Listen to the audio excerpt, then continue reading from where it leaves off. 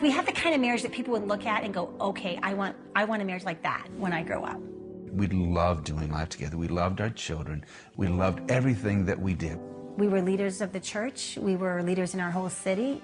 Bob and Audrey Meisner met in Bible college. We'd talk about everything all the time, just sharing our lives and dreams and hopes together. I was completely enthralled by her.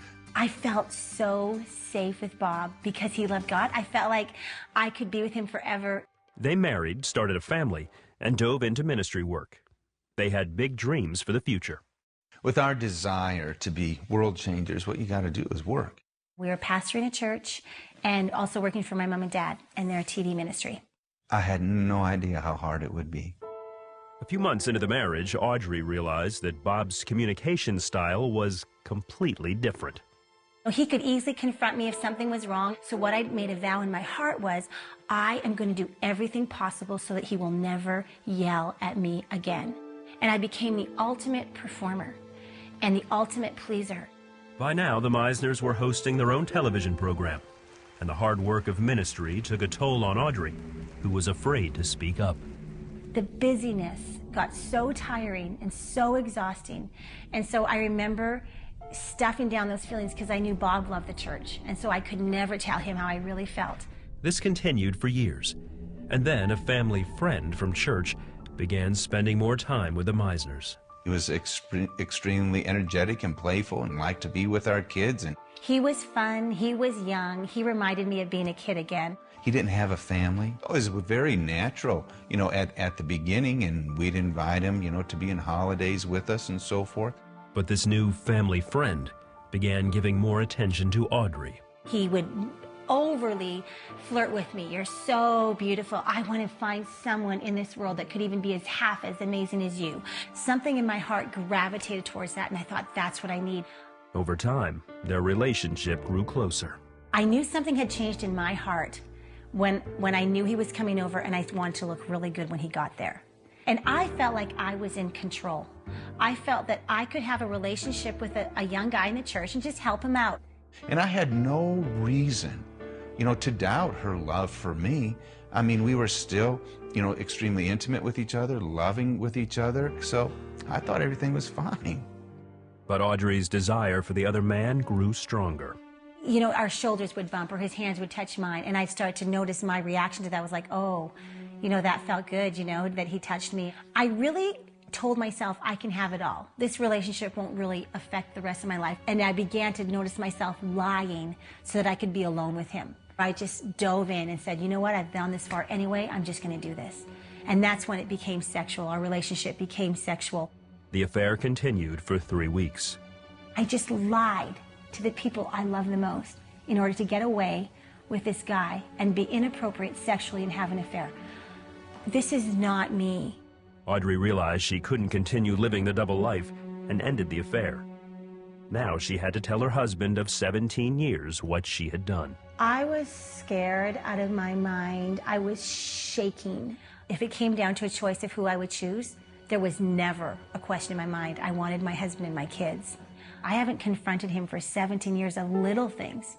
And now I'm going to tell him the most betraying message I could ever imagine. I sat very close to him and whispered in his ear and said, I've done something extremely inappropriate. I saw just extreme rage and hatred come out of his eyes.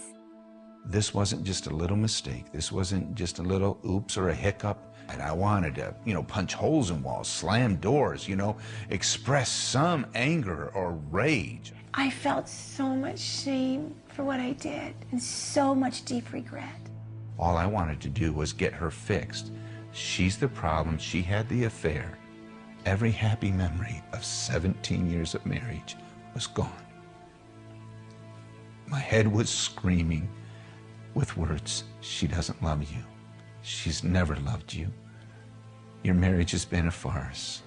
Bob called a marriage counselor who had been a guest on their television program. The couple flew to Phoenix the next day to meet with him. Well, he starts with me, begins to rip me up one side and down the other. And he said this to me, he says, Bob, you're spiritually lazy. I got, daily Christian television, I'm pastoring a church, I'm a father, I'm a counselor. I mean, I've got all these activities going on, and you call me spiritually lazy. And he says, Audrey, anyone who does what you just did does not respect your husband. I want you to get alone with God and ask him the moment you started disrespecting him. And he says, Bob, what's done is done.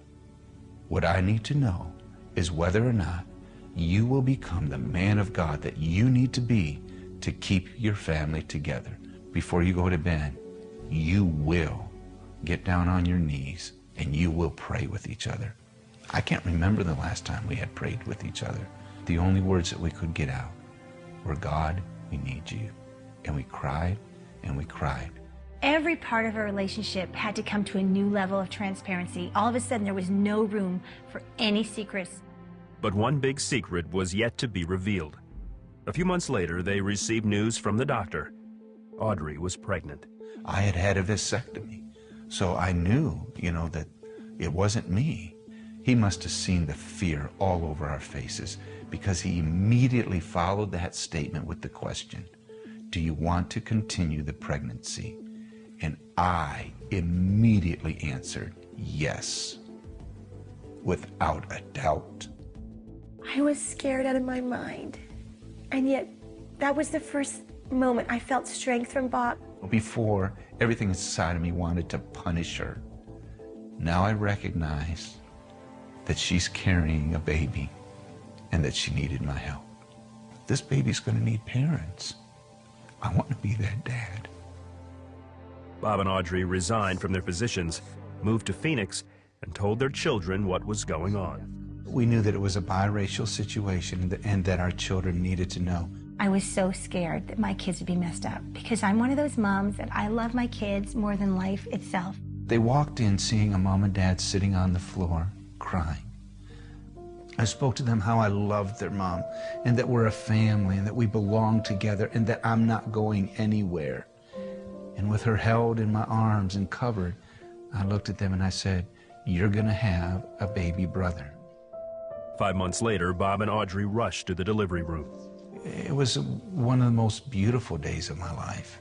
This little boy was nothing but a gift, an absolute gift. When our son was born, I gave him my name, Robert. Middle name, Theodore, and then Meissner, because I don't want my son to ever question one day in his life whose boy he is. Theodore means divine gift. 10 years later, Bob and Audrey's marriage is stronger than ever. Our relationship became dynamic like it had never been before because now I'm being honest and he's being honest. There needed to be a transparency and a vulnerability to be willing to be known by the other person. And so this was new territory for us. If we can get through the fears that keep you from communicating and the fears that keep you, in this dysfunctional dance and really start having a relationship with no secrets, there is nothing more fun than that. Our little Robert is our nutcake. He's so much fun, so full of personality, never a dull moment. And those 3 older kids love him with every part of their being. If you see them all together, there's so much laughter. For the extent that I have experienced his love and his grace, I'm the most thankful person you'll ever meet. I don't get what I deserve because of what he did. He paid this high price to really take my sin and to really take my shame. And because he lives inside of me, I don't get what I deserve. I get what he deserves. That's amazing love.